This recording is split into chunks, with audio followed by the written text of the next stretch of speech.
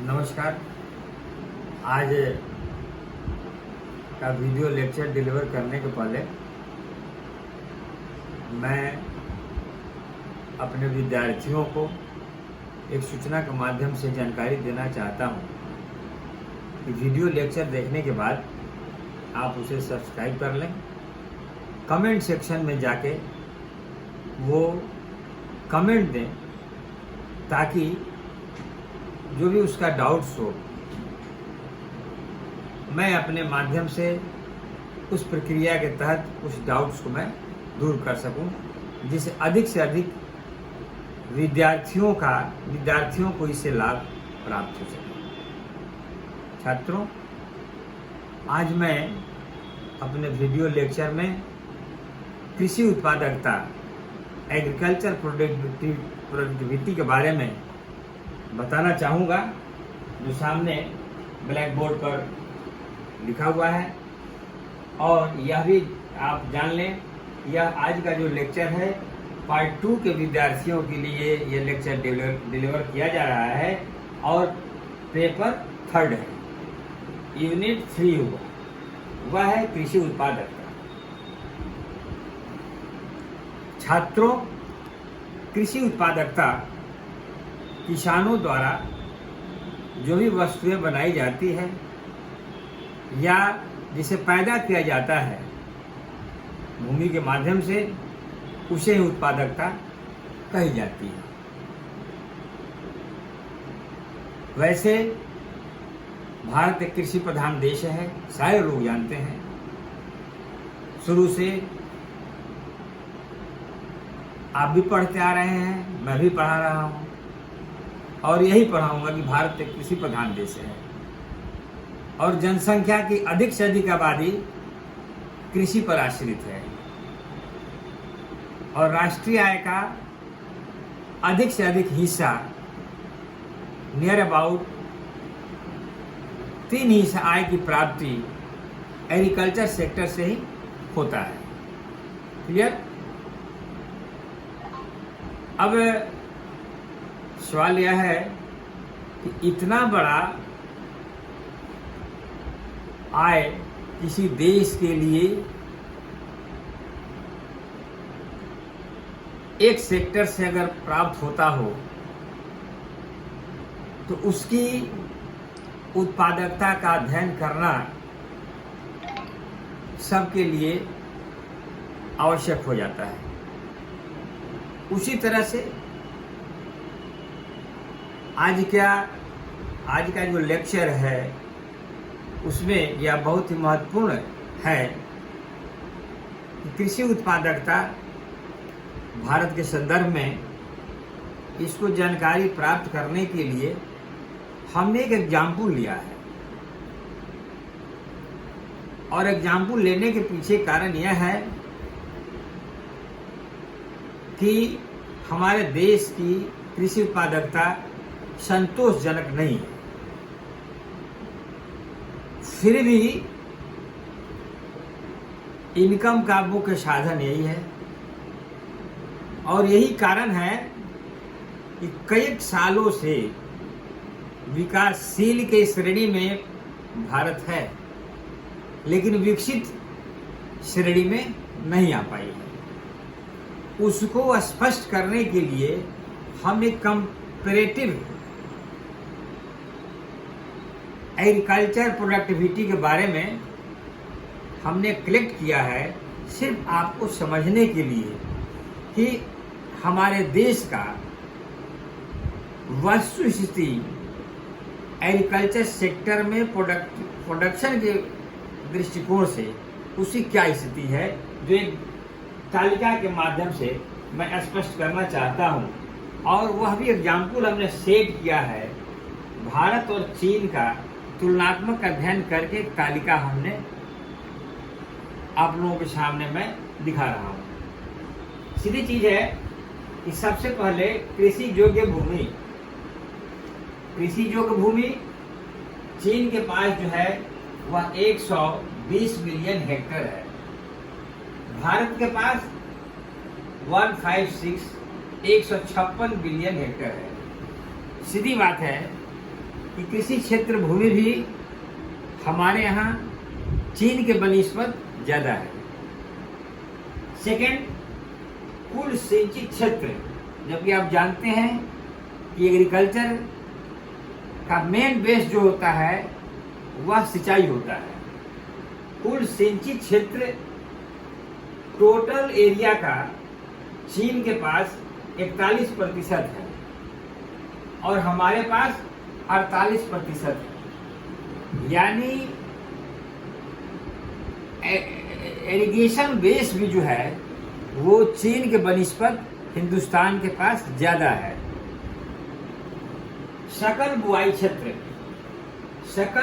क्षेत्र जो है 166 बिलियन हेक्टेयर है और हिंदुस्तान के पास कितना है? 198 बिलियन हेक्टेयर है। यह भी हिंदुस्तान के पास जो सकल घरेलू बुआई एरिया जो है, क्षेत्र जो है, वह चीन के बनिस्पत ज़्यादा है।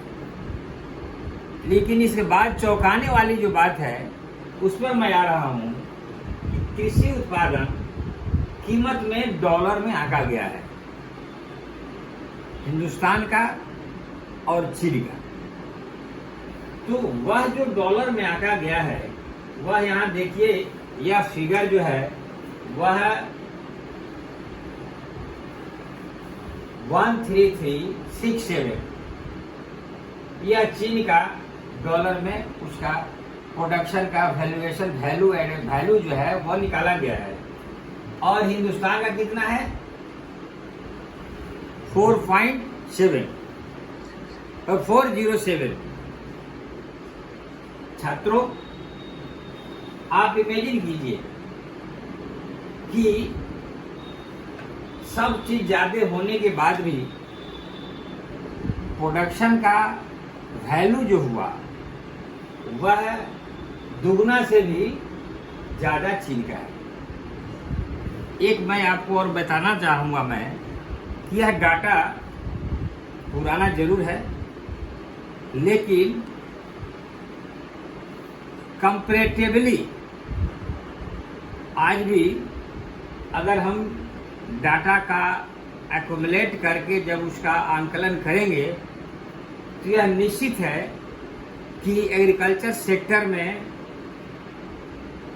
जो सारे फिगर हैं थोड़ा बहुत का ही अंतर हो सकता है, लेकिन यह गैप आज भी जरूर होगा। तो यह सिर्फ फिगर इसलिए मैं दे रहा हूं कि एग्रीकल्चर प्रोडक्टिविटी का हिंदुस्तान की जो वस्तु स्थिति है वो यही है आज भी। इस फिगर में अंतर हो सकता है, लेकिन जो स्टेज और जो स्टेटस है वो यही है, जो बहुत ही चिंताजनक है। तो इस तरह से और इसी तरह से आज मैं जो नोट स्टडी मटेरियल जो हम डिलीवर जो करेंगे उसमें सारा फिगर आपको उसमें तुलनात्मक ढंग से दर्शाया गया है, उसको वर्णन भी किया गया है। और उसमें चूंकि कम समय में कुछ बिंदु है उसको मैं हाईलाइट कर देना चाहता हूं। तो उसमें सबसे पहला है कृषि संबंधी बाजार, नवाचार इन द सेंस यह हुआ न्यू ट्रेडिशन में, जहां पर एक से एक रिसर्च हो रहे हैं, इन्वेंशन हो रहे हैं, खोज के माध्यम से नई नई प्रणाली एडॉप्ट की जा रही है। तो उस मामले में भी हिंदुस्तान अगर देखा जाए चीन के बनिस्पत तो बहुत ही पीछे है। जैसे एक एग्जाम्पल मैं देना चाहूँगा कि कुल एग्रीकल्चर रिसर्च सेंटर के माध्यम से एग्रीकल्चर बेस पर चीन अगर 7.8 बिलियन अगर डॉलर खर्च करता है तो हिंदुस्तान का जो खर्च है 1.4 है, जो आज मैं नोट्स डिलीवर करूंगा उसमें यह फिगर दिया हुआ है। तो इस तरह से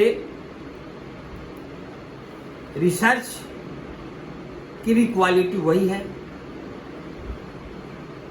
तो यह स्पष्ट है कि यह जो इतना जो गैप जो डाटा का हो रहा है तो रिजल्ट भी उसी तरह से होगा।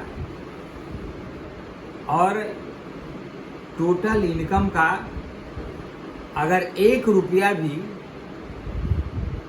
अगर खर्च किया जाए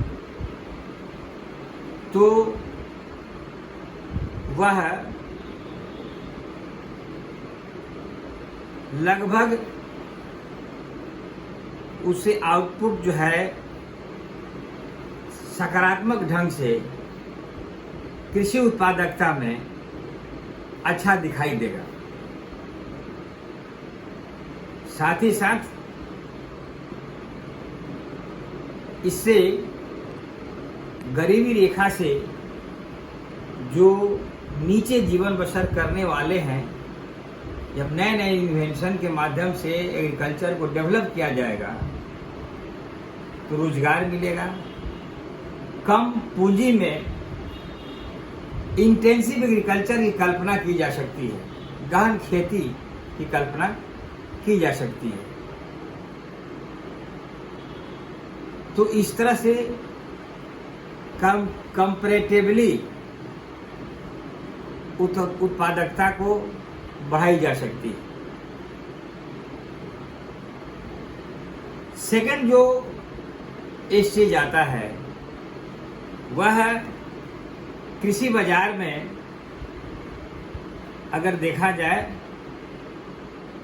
तो आज एग्रीकल्चर सेक्टर में भी एग्रीकल्चर मार्केट की जो स्थिति है खास करके हिंदुस्तान में वो संतोषजनक नहीं है। खास करके कृषकों का आय तो प्राप्त हो जाती है, नेशनल इनकम भी हो जाता है, लेकिन पुनः रिप्रोडक्शन की स्थिति जो आती है तो वह स्थिति चरमरा जाती है। क्योंकि मेन बेस जो एग्रीकल्चर होते हैं उनको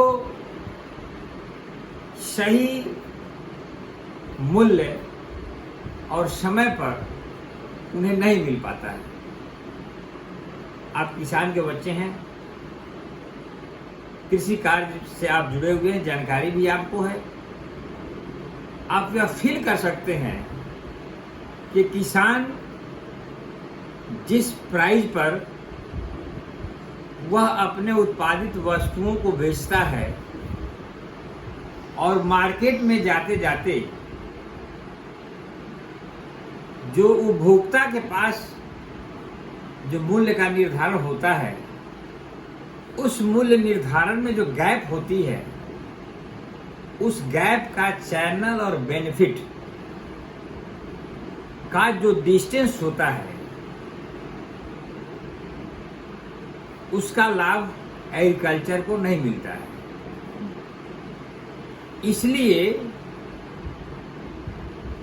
एग्रीकल्चर मार्केट को सुदृढ़ करने के लिए सरकार पहल कर रही है, होनी भी चाहिए, लेकिन अन्य देशों के बनिस्पत जो पहल है वह संतोषजनक नहीं है।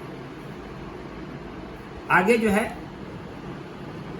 प्रत्यक्ष आय या इकोनॉमिक सपोर्ट के माध्यम से भी स्थिति में हिंदुस्तान की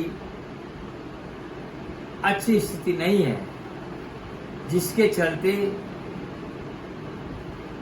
लो प्रोडक्टिविटी की स्थिति, जिसे हम निम्न उत्पादकता कहते हैं, भारत के सामने उपस्थित रहती है।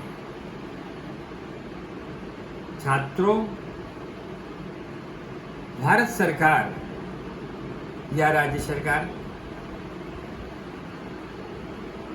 अपने भिन्न भिन्न योजनाओं के माध्यम से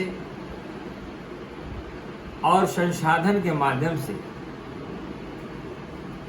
आर्थिक सहयोग के माध्यम से, इकोनॉमिक सपोर्ट के लिए बहुत सारी योजनाएं चलाई जाती है, बहुत सारे सब्सिडी भी दिए जाते हैं, फसल बीमा योजना चलाया जाता है। लेकिन व्यवहारिक दृष्टिकोण से ग्रास रूट पर आने पर उसका परिणाम का परसेंटेज जो है वह संतोषजनक नहीं होता है और सरकार का पैसा भी इन्वेस्ट होता है, खर्च होता है, और जिस अनुपात में खर्च होता है उस अनुपात में उसका आउटपुट नहीं मिल पाता है, जिसके चलते संतोषजनक जो कृषि की उत्पादन होता है, लेकिन उसका आउटपुट, उसका इनकम जो जनरेट होना चाहिए और उस इनकम का बेनिफिट जो एग्रीकल्चर को मिलना चाहिए, कृषकों को मिलना चाहिए, वो नहीं मिल पाता है।